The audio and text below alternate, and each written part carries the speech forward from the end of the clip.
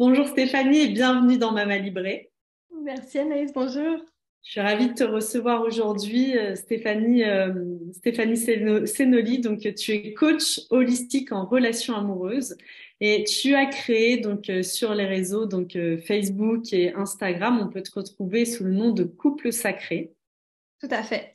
Aujourd'hui, j'ai souhaité te faire intervenir pour que tu nous parles de la sexualité, puisque dans la parentalité, dans la maternité, c'est un sujet qui est tabou. Et pourtant, le couple dans la parentalité, c'est un pilier central et puis c'est même le pivot de la famille. Donc, c'est hyper important. Et on peut pas concevoir d'enfants et ni concevoir la définition même du couple se définit aussi par la sexualité. Tout à Et fait. Ah, c'est important de le nommer ici. Et après l'arrivée d'un enfant, souvent les couples peuvent expérimenter, vivre certaines problématiques dans les attentes de chacun, les besoins. On parle aussi de libido parfois en baisse avec la fatigue, avec le stress que ça génère. Moi, j'aime beaucoup aussi parler dans la maternité, comme je te le disais, la notion de le jour de l'accouchement, la naissance fait intégralement partie de la sexualité. Et j'aime à le dire puisque aujourd'hui, en mon sens, la façon dont les femmes accouchent en France ne convient pas du tout à l'intimité nécessaire dans ce moment qui fait partie de la sexualité.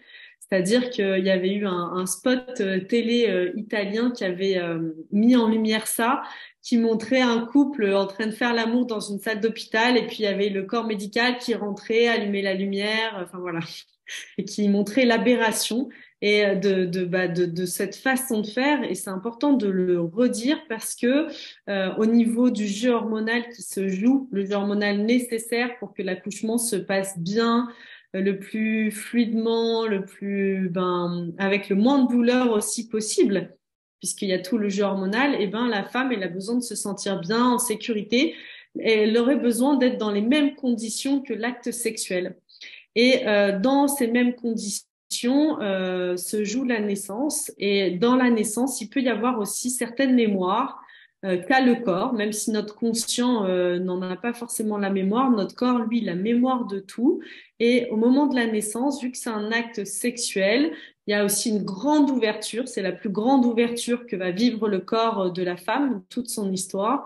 C'est un moment aussi qui peut être assimilé à un moment de grande vulnérabilité. Et dans cette grande ouverture, dans cette sensation, d'ouverture au monde et cette sensation de vulnérabilité, certaines mémoires, comme les mémoires d'abus sexuels, peuvent remonter à la surface.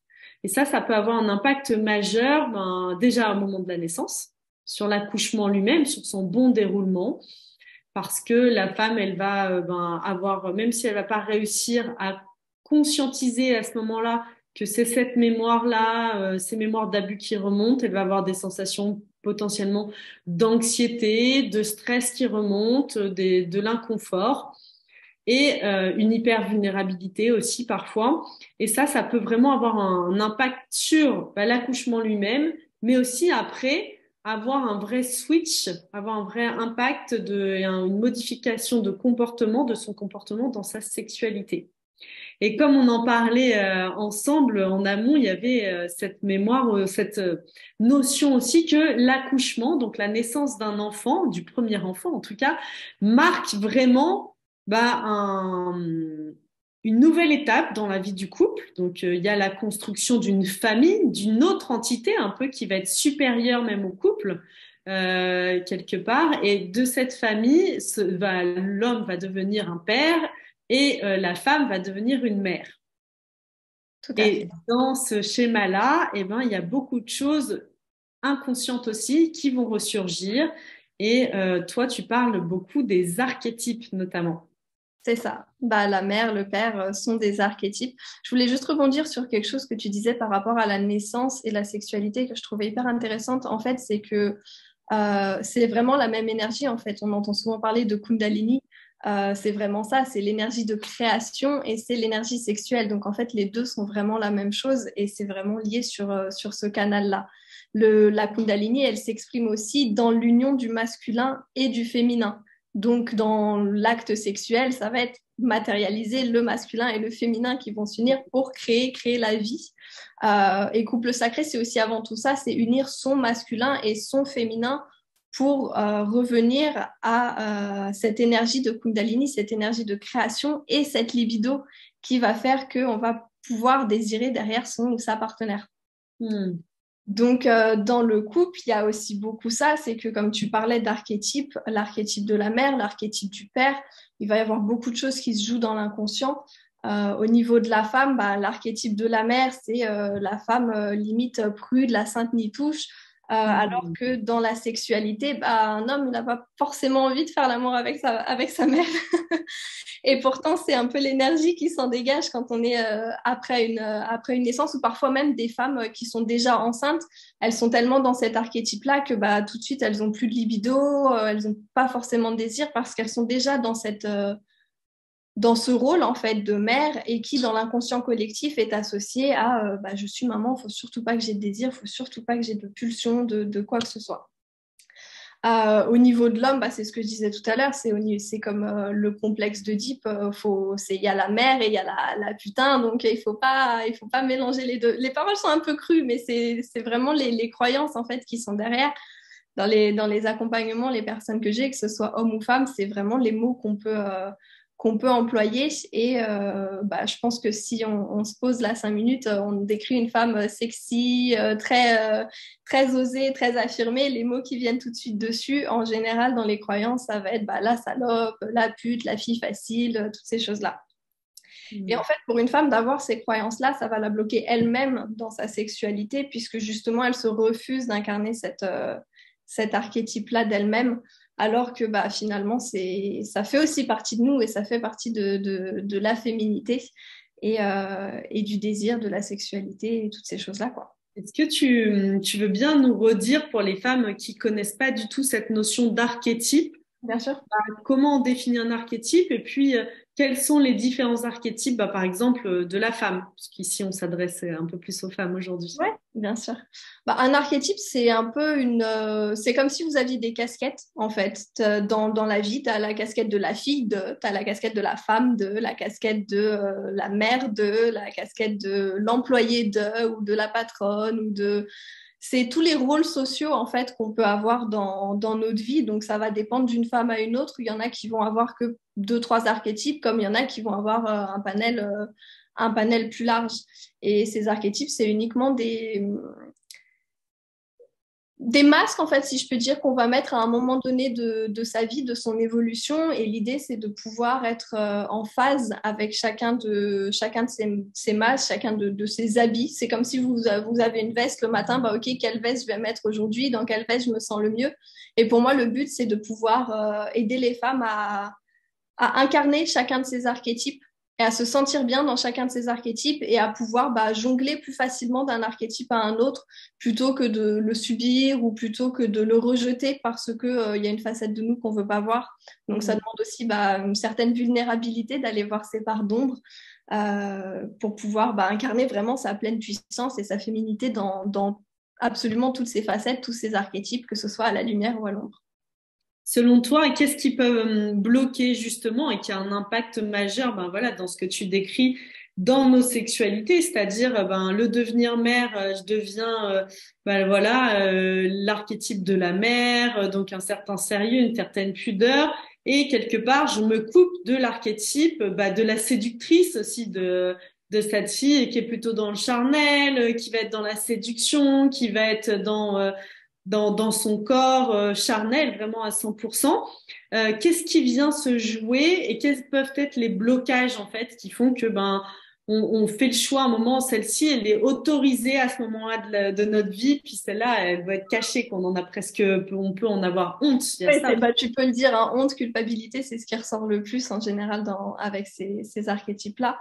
Ce qui peut bloquer, il y a déjà les croyances sociétales, hein, de dire qu'une femme qui est séduisante, c'est pas forcément une fille bien.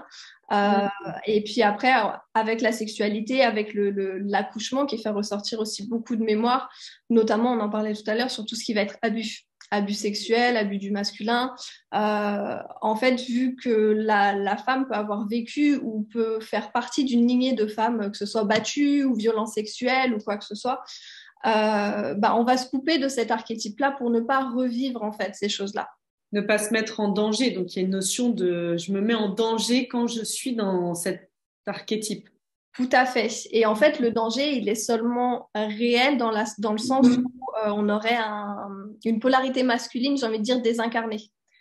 Parce que si je mets mon pouvoir à l'extérieur, forcément, il y a un danger derrière. Donc, si j'incarne cette facette de moi, j'ai effectivement plus un danger de vivre des abus derrière que si mon masculin est incarné à l'intérieur de moi. Et c'est pour ça que ces mémoires ont existé à un moment donné, parce que l'homme était celui qui s'occupait de la sécurité. Donc, quelque part, on donnait le pouvoir à l'homme, ce qui est en train de se rééquilibrer à l'heure d'aujourd'hui, enfin, ne serait-ce qu'avec tous les droits de la femme, le fait qu'on ait le droit d'aller travailler, on ait le droit de voter, enfin, toutes ces choses-là, choses qu'avant, on n'avait pas, en fait, concrètement. Donc, on n'avait pas ce pouvoir-là.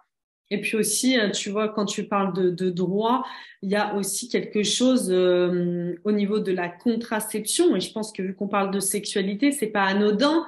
Aujourd'hui aussi, on a la liberté de pouvoir avoir une contraception ou non, de pouvoir garder un enfant ou non, d'avorter ou pas.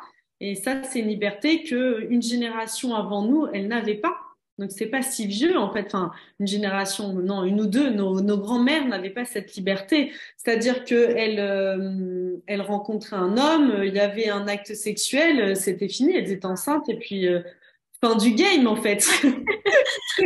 La récréation est terminée, voilà.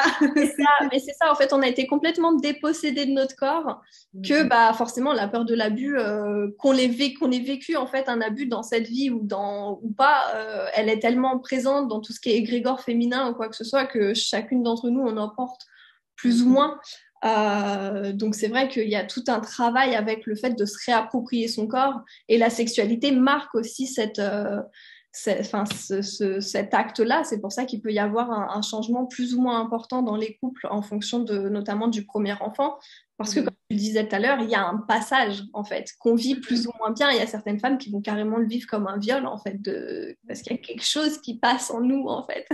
Ouais, ouais. Oui, d'ailleurs, dans les descriptions, certaines femmes, elles le disent, hein. Enfin, dans leurs sensations, dans la mémoire du corps, hein, il y a vraiment cette et ça, il n'y a pas d'études qui sont faites actuellement. Les seules études, c'est sur la mémoire du corps et tout, et sur la puissance. Il y a quand même pas mal de gens dans le milieu qui viennent suspecter que ça aurait même un impact en fait sur notre douleur, la sensation de douleur au niveau de l'accouchement.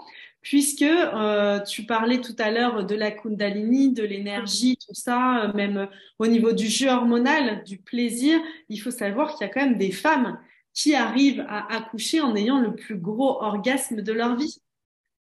Ça existe. Donc déjà, pourquoi on communique pas là-dessus? Donc il y a tout plein de choses autour de la naissance, de la sexualité, du plaisir et tout, qui presque même dans la religion, j'ai envie de dire, de tu enfanteras dans la douleur. Mais ta gueule en fait. Non mais quand on a dit ça aux femmes, toute une pendant combien de décennies on a dit ça aux femmes, et du coup ça devient un mécanisme de croyance. Donc même j'ai envie de dire pourquoi pas, on pourrait aller en delà. Là on parle de la parentalité, mais même de concevoir un enfant peut générer des soucis dans la sexualité finalement. Bien sûr, ouais, complètement. Après, les mémoires, elles peuvent se réactiver à n'importe quel moment en fonction de chaque personne. C'est drôle, tu me parlais de douleur, ça m'a fait penser à... En fait, même sur les croyances autour de la femme, tu sais, il faut souffrir pour être belle. C'est comme s'il y avait cette injonction de souffrance sur l'archétype même de la femme, en fait, de la polarité féminine. Je pense même à la notion de sacrifice, en fait, avec l'archétype de la mère, comme s'il y avait quelque chose, il fallait se sacrifier pour l'autre, pour l'enfant. Et en fait, je trouve que... Bon, je m'éloigne un petit peu je fais une petite parenthèse parentalité, mais pour moi, le plus beau cadeau qu'on peut faire à un enfant, c'est justement d'incarner en fait ce qu'on aimerait lui donner. Parce que souvent, la mère, elle va avoir tendance à se sacrifier pour l'enfant, justement, pour lui dire pour lui donner en fait ce qu'elle a envie de lui donner. Sauf que ce qu'elle lui apprend à ce moment-là, c'est faut te sacrifier pour les autres. Complètement. Plutôt que de revenir à elle, se prioriser elle et incarner ce qu'elle aimerait donner à son enfant, quoi. En sachant que les enfants apprennent essentiellement par mimétisme. Donc, je te rejoins complètement dans cette notion de un enfant, ce qu'il a besoin, c'est bien sûr d'être aimé, de sentir qu'il y a un cadre sécuritaire, mais il a besoin aussi de sentir, et moi je le vois beaucoup dans mes accompagnements, on a donné ce rôle où les gens le disent, j'avais un rôle auprès de ma mère. J'entends souvent des femmes qui disent, ma mère m'a toujours dit qu'elle se serait suicidée si j'étais pas là, qu'elle a tout sacrifié pour moi, que je suis son tout. Elle a jamais aimé quelqu'un comme moi. Mais la pression qui repose sur des femmes qui, même à 40 ans, arrivent encore et me disent ce genre de phrase, c'est-à-dire, en fait, ça envoie quoi? T'es pas libre, tu m'appartiens. C'est Tu ça. m'appartiens, tu me dois quelque chose, mais l'amour, ça rend libre. C'est pas de l'amour, ça, c'est des prisons. Ça emprisonne. C'est Donc, il y ça. a tout ça. Donc, les femmes, elles doivent faire ce travail de libération pour se libérer elles, mais aussi pour libérer leurs enfants. Donc, il y a tout ce travail, en effet, de déjà mise en lumière, de voir ce qui se joue. Et ça, ça demande d'être accompagné parce que parfois, on le voit pas pour soi-même et puis on est dans son quotidien et tout. Donc, de se faire accompagner pour prendre du recul et faire le point. OK, comment je me sens? Est-ce que la situation, elle me met en joie? Quelles émotions? Tout à l'heure, tu parlais de la culpabilité, de la honte, tout ça. OK, les nommer et voir à quel endroit, c'est quelque chose que j'ai cultivé, c'est quelque chose qui m'a été transmis. Mm. Complètement. Et se faire accompagner, ne serait-ce que pour en fait se sentir moins seul. Parce que je sais qu'au tout début où moi j'ai commencé ce chemin-là, déjà dans la famille, c'était pas forcément des discussions qu'on pouvait avoir. Et de ce sentiment de se dire, mais en fait, je suis complètement folle, je vois des pardons, enfin des choses comme ça. Et puis après, d'être accompagnée, on se dit, mais ok, il y a d'autres personnes qui le vivent, je suis pas toute seule. Et ça permet, pour moi en tout cas, ça a beaucoup permis de dédramatiser. Ouais. Dédramatiser les choses. D'ailleurs, dans mes accompagnements, j'aime bien l'amener d'une façon ludique, avec un peu des jeux de rôle quelque part. On va incarner des archétypes pour pouvoir aller déceler les croyances, des choses comme ça. J'aime bien le faire avec humour parce qu'au final, on est tous là, on est tous en train de traverser les mêmes choses et c'est OK en fait. Il n'y a rien Ouais. y a rien de bien ou il n'y a rien de mal. L'idée, je pense qu'on cherche tous à se sentir bien avec soi-même, à se sentir bien dans son couple, à se sentir bien dans sa sexualité. Donc, Et puis, pourquoi on pourrait pas le faire dans la joie? Se libérer, ça peut aussi complètement. se faire dans la joie. Ça peut Plutôt être qu'en souffrir. léger. Et, on n'est pas obligé d'être dans la souffrance et on souhaite quelque chose de léger, quoi. C'est clair. Est-ce que tu peux nous parler justement un peu plus de tes accompagnements? Donc, pour quelqu'un qui aurait jamais été accompagné, qui aurait jamais, voilà, c'est comme une démarche, tu vois, d'aller voir quelqu'un qui va, surtout autour de cette thématique. Bien Parce sûr. que, tu vois, je pense que c'est un sujet où on rentre au plus profond de l'intimité de la personne. Donc, comment tu peux nous dire, voilà, par quelle porte d'accès, comment est-ce que c'est un accompagnement sur plusieurs séances, comment ça fonctionne?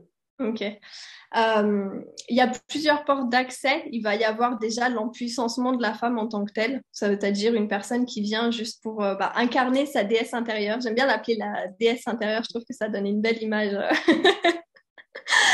Et la déesse, en fait, elle est variable d'une femme à une autre, mais le principal, c'est de reconnecter avec cette énergie-là en soi pour pouvoir l'incarner derrière. Donc, il peut y avoir vraiment juste une envie de reconnecter à sa féminité, sa sexualité profonde, la femme sensuelle en soi. Il peut y avoir une démarche plutôt en lien avec l'envie de trouver un partenaire. Ou encore une fois la personne qui est déjà en couple, peu importe son stade de vie, qui a des enfants, pas d'enfants, problème de couple ou pas. Et l'idée, c'est vraiment de revenir s'empuissancer et de venir trouver son équilibre déjà intérieur. Donc, ce que je parlais tout à l'heure, couple sacré, c'est d'abord incarner son féminin sacré et son masculin sacré, qui va ensuite permettre la Kundalini et donc la vie de s'exprimer à travers soi. On travaille principalement donc avec les archétypes, au cas où c'était pas encore clair. Oui, vous n'auriez pas compris encore la notion d'archétype. Au cas où le message n'était pas encore assez flashy. Mais on va travailler avec les archétypes et surtout, en fait, aux premières séances, on va venir voir un peu l'histoire familiale. Hmm. L'histoire familiale en lien avec la sexualité, en lien avec l'argent aussi, puisque l'argent et la sexualité sont des énergies qui sont un peu jumelles, on va dire. D'ailleurs, la facilité ou pas d'une femme à faire de l'argent, ça va être sa facilité à se connecter avec son énergie créatrice et donc son énergie sexuelle. Donc, on vient visiter l'histoire familiale sur tout ce qui est sexualité, tout ce qui est argent, l'histoire amoureuse de ses parents, mais l'histoire amoureuse aussi de soi, pour voir un petit peu les schémas qu'on a pu entretenir, enfin, voilà, prendre un peu une vue de recul, prendre une prise de conscience de là où on en est dans sa vie, un état des lieux de sa déesse intérieure, un état des lieux de à quoi ressemble la déesse qu'on aimerait incarner, quels sont ces différents archétypes qui composent sa déesse, et puis de là, on décortique un archétype après un autre pour pouvoir arriver à un empuissancement personnel. Donc, tu t'imagines bien qu'on ne fait pas ça en une séance, ou alors ça serait une sacrée longue séance. En général, on est plutôt aux alentours de 10 séances en fonction de la personne où elle en est, et puis c'est vraiment au cas par cas personnalisé en fonction du vécu à chacun, du besoin à chacun.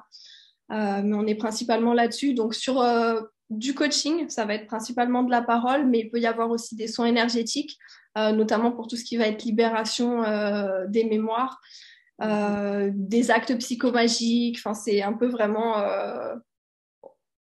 personnalisé et sur mesure avec la personne que je vais recevoir en cabinet ou en visio. Est-ce que tu peux recevoir des couples aussi? Alors, oui, mais en C'est fait, pas je trop travaille plutôt individuel. avec une personne individuelle parce que je veux pas que le couple dépende de moi.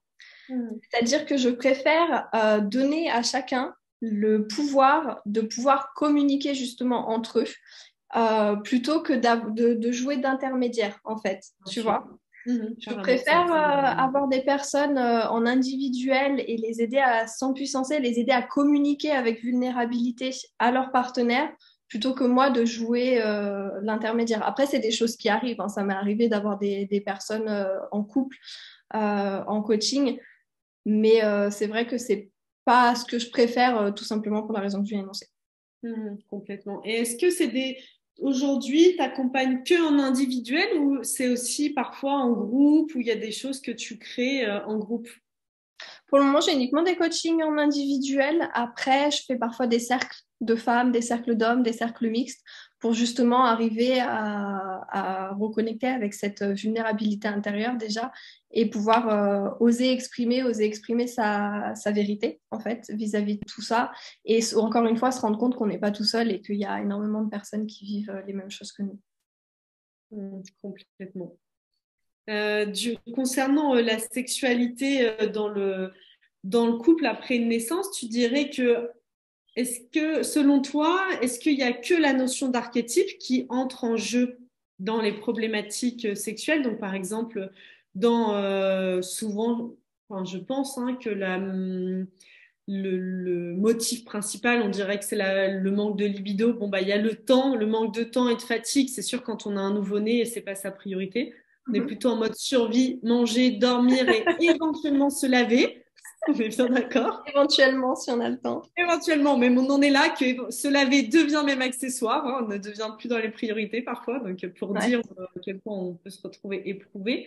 Mais après, avec le temps, une fois que tout s'est un peu calé, il y a plutôt cette notion de libido, de manque de désir, alors d'un des deux partenaires ou même des deux. Est-ce que selon toi, c'est un problème majoritairement d'archétype ou il peut y avoir d'autres choses qui viennent bloquer à cet endroit-là?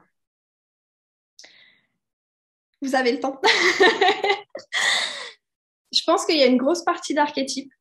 Ouais. Mais il peut y avoir d'autres choses, comme on l'a dit déjà, tout ce qui va être abus, qui va faire que la femme va pouvoir avoir tendance à se renfermer sur soi, ou à l'inverse, que l'homme va se dire, bah mince, c'est la mère de mes enfants, et donc du coup, je la vois plus nécessairement comme une femme, mais plutôt comme une maman.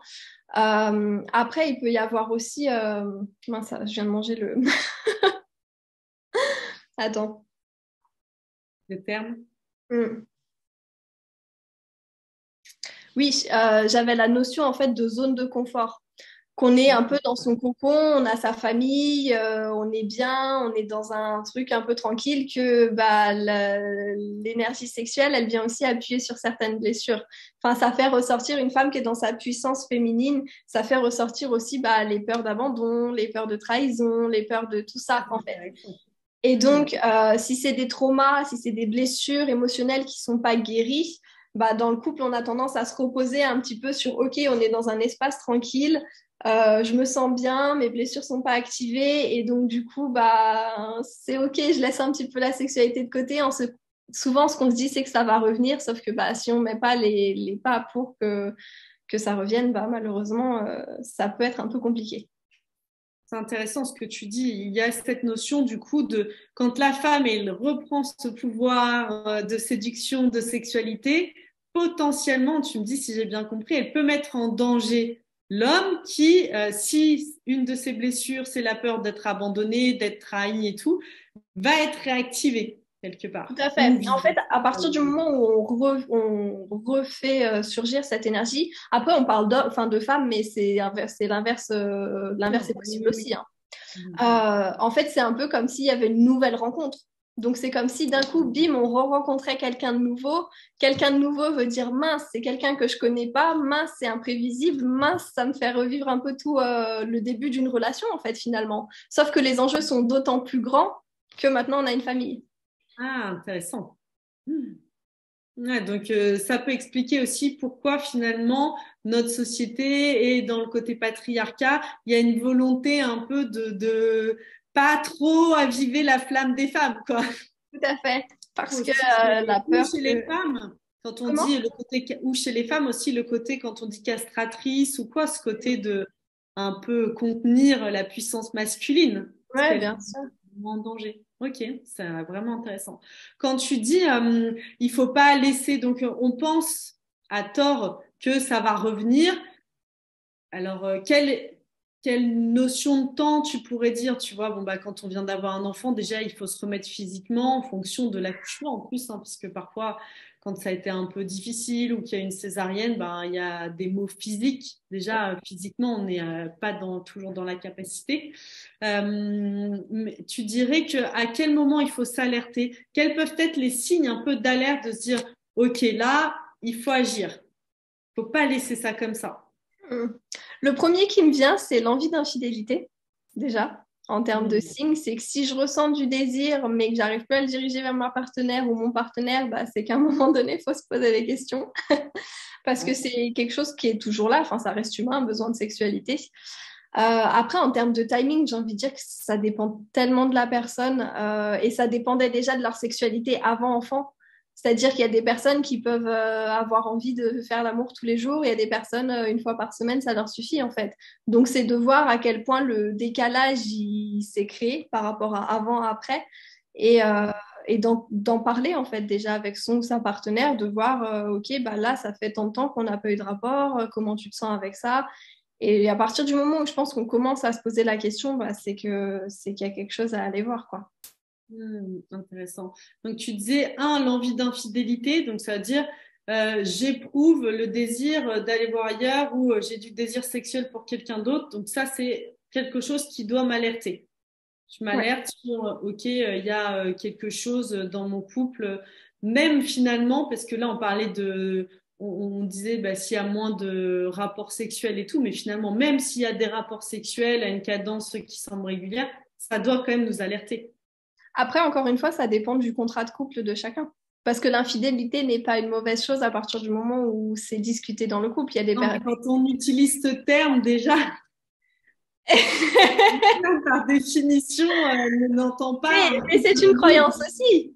L'infidélité veut dire qu'on a une relation. Bah, ça veut dire qu'on parle de fidélité. Faut qu'il y ait eu fidélité dans le Ouais, couple tu vois. discuté auparavant. Mais c'est souvent en fait des zones, un peu des zones grises, j'ai envie de dire, dans le couple, parce qu'on a tellement un schéma du couple qui est presque évident dans la croyance sociétale que bah, la fidélité fait par défaut partie du couple. Sauf que bah, c'est pas le cas pour tous les couples. Il y a des couples libres, il y a des trouples, il y a un peu de tout. Et c'est OK en fait. L'idée, c'est d'arriver à trouver qu'est-ce qui, pour moi, est ma définition du couple et ma définition de la sexualité et ma... Voilà. puis qu'est-ce qui pour moi me correspond et qui peut aussi l'importance de se sentir libre, qui peut aussi évoluer. Rien n'est immuable. Ce qui est important, c'est comme tu disais, ça nous correspond. Et je te remercie de le poser là dans cette définition du couple. En fait, que ce qui est important, c'est pas se sentir emprisonné dans quelque chose. Si à un moment ça ne nous convient plus, ça ne nous met plus en joie, bah ça aussi, ça va avoir un impact dans la sexualité qui doit être à un moment où on se sent libre. Je pense qu'une des choses premières qu'on doit ressentir pour avoir une sexualité épanouie, c'est la liberté. Complètement, complètement. Liberté et sécurité, quelque part. Ouais, ça va ensemble. Puis vraiment, là, il y a cette reconnexion au corps, en fait, hein, parce que la sexualité, elle n'arrive pas là-haut. C'est quand tu parles de liberté. Pour les femmes, pour nous, on est souvent à réfléchir, à réfléchir, à réfléchir. Et du coup, c'est aussi ça qui peut parfois jouer sur la libido. Ça va être, je pense tellement à tout ce qu'il faut que je fasse, le ménage, le machin, le ci, le là, que finalement, je suis complètement déconnectée de mon chakra sacré, de mes organes génitaux, que j'arrive pas à revenir dans mon corps et forcément, j'arrive pas à ressentir du désir. Donc, il va y avoir aussi de nouveau cette reconnexion au corps et lâcher un petit peu le mental. Et c'est là où, du coup, le contrat de couple et l'équilibre du couple va aussi jouer. C'est-à-dire que tout dépend de l'implication du père dans les tâches familiales, les tâches quotidiennes, et ça peut avoir un impact plus ou moins grand sur la sexualité de la femme derrière. Parce que tu t'imagines bien que si les tâches sont partagées ou si les tâches ne sont pas partagées, la charge mentale de la femme à côté, elle va être impactée. Donc, qui dit moins de pensée, dit plus de ressenti, parfois. Ça, c'est un super argument, ça. J'adore cet argument. Tu veux plus de sexe, implique plus à la maison. C'est un super slogan, ça. C'est clair. Si on prenait une femme de ménage, par exemple. Ah là, c'est bon, c'est feu d'artifice tous les soirs. Non, mais c'est hyper intéressant. En effet, on en parle de plus en plus de la charge mentale qui incombe aux femmes et de la plus grande difficulté que nous avons, nous, d'ailleurs, les hommes le disent rapidement que eux, ils arrivent à cloisonner. C'est quelque chose que nous, on arrive moins à faire parce que nos pensées sont en permanence en train de switcher d'un étage à un autre, d'un truc à un autre. Ça fait vraiment ah oui, il y a ça, et les enfants, et l'activité, et les courses, et les vacances, et au travail, il y a ci, il y a ça. Donc, c'est sûr qu'on n'est pas disponible on n'est pas dans la qualité de présence à soi ni à l'autre pour vivre un moment juste on est connecté à nos deux corps, à notre désir et tout. Peut-être que parfois, c'est intéressant qu'on en parle dans la notion de désir, c'est pas qu'il y en a plus, c'est juste qu'on est incapable la reconnecter. Ouais, bien sûr. On est tellement déconnecté, encore une fois, du corps, hein, que du coup, le désir, il est peut-être là, mais en fait, on ne le sent pas. Complètement. Bon, merci Stéphanie pour toutes ces précisions. Donc, on peut te retrouver sur ton site internet, donc à Stéphanie Senoli. Et puis, comme je le disais au début, sur les réseaux sociaux, donc Facebook, Instagram, sous le nom de Couple Sacré, donc pour tous tes précieux conseils et puis un accompagnement de super qualité pour vraiment vivre pleinement sa sexualité en couple, mais pas que, comme tu l'as dit. Là, on était axé, bien sûr, puisqu'on est dans Mama Libré, sur la parentalité, la maternité et tout. Mais ça peut être aussi, s'il y a des mamans solo, il y a des reconstructions aussi de couple et tout, c'est assez intéressant d'aller travailler. Je trouve c'est un travail qu'on devrait tous faire parce que il y a plein d'endroits, on fait beaucoup d'études, on a beaucoup de clés et les endroits les plus fondamentaux de nos vies qui sont les piliers centraux, comme le couple, la famille, la sexualité, c'est des sujets avec lesquels on est un peu désarmé et on n'a aucune clé en fait. On se débrouille avec les modèles qu'on a reçus et souvent les modèles qu'on a reçus, ce sont ceux de nos parents et ils ne sont pas toujours idéaux. Et puis je suis pas sûre qu'il y ait beaucoup de parents qui parlaient de sexualité. Enfin, en tout cas, non. Moi, on va pas. Non, c'est sûr. Mais tu vois, justement, ça a un impact majeur dans la vision du couple qu'on a eu. C'est clair. La sexualité, du coup, est tabou. Et en plus, tu parlais de solo, c'est aussi hyper important de se connecter avec sa propre sexualité. Donc là, on peut repartir encore pour une heure sur les injonctions de la femme et la masturbation. On va faire des lives sur le sujet. Merci beaucoup. Je te dis à très bientôt, Stéphanie, sur Mama Libré.